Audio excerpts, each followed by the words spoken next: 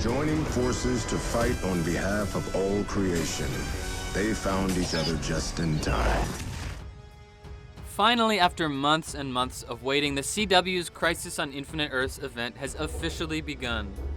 I spared your friends' lives so they could save their world last year. And boy did it kick off with a bang. Starting out on Supergirl and gradually moving through every other Arrowverse TV show into the new year, we can't wait to watch it all unfold. But until then, here's everything you missed in episode 1. And be careful if you haven't seen the episode yet, because there are some serious spoilers ahead. I hope you're watching, big guy.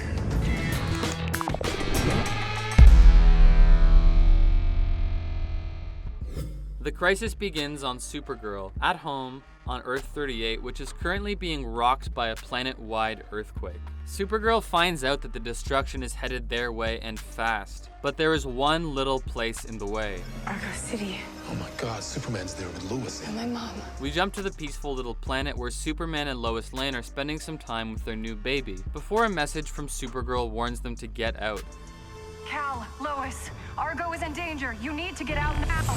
They're met by Supergirl's mother, Allura, who tells them that they only have minutes to live. She then brings them to a spaceship pod just big enough for one baby, which, look, not to speak ill of them or anything, but maybe there could have been one more escape pod. Or enough room for a couple of adults at least. We had to say it. Moving on. Supergirl watches in shock as all of Argo is completely destroyed, but has no time to mourn as she knows that they'll be next if help doesn't arrive in time. Back on Earth 1, the skies turned red around Arrow and his daughter before Lila, aka Harbinger, arrives to tell them the crisis has begun. She hops around on behalf of the Monitor, collecting Arrow and then Barry Allen, Batwoman, and Ray and Sarah, along with Superman and Lois Lane, who were rescued from Argo just in time, and sends them all to Supergirl's Earth 38, which is the next to be destroyed. Next thing they know, a quantum tower erupts from underneath the Earth's core, and they learn that it's the last line of defense and the only thing that can stop the wave of energy. Unfortunately, the Anti-Monitor and his goons, the Shadow Demons,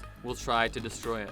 Plans to evacuate as much of Earth 38 as possible begin, with the hopes that a ton of alien immigrants from last season of Supergirl will share their ships with the other residents of the planet. There are literally billions of people to get off the planet.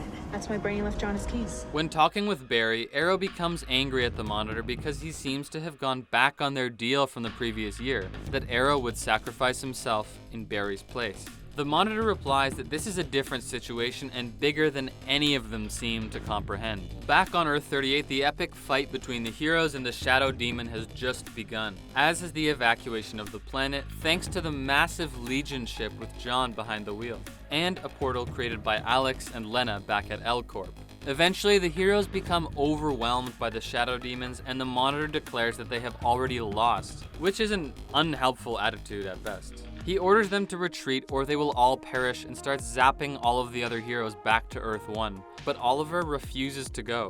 The last hero left on Earth 38, he fights until his quiver is empty before charging at the overwhelming army with his bare hands, as the portal closes and the energy sweeps across the planet. We find out later back on Earth 1 that out of 7.53 billion souls, 3 billion were saved and made it to Earth 1 as their home universe was destroyed, and that Oliver's final sacrifice not only saved Barry and Kara, but 1 billion others. And then, wouldn't you know it, but Pariah appears and tells the heroes that he is the one who freed the Anti-Monitor, who has since been forced to witness the price of his actions. With his last breath, Oliver says it's now up to Barry and Kara to save everyone, and tells Maya to find her mother and tell her that he loves her. And with that, Green Arrow is gone, and Chapter 1 of the Crisis on Infinite Earths comes to a close. Though, there is one more thing. The Anti-Monitor says that this is not the ending he foresaw for Oliver, so maybe it isn't.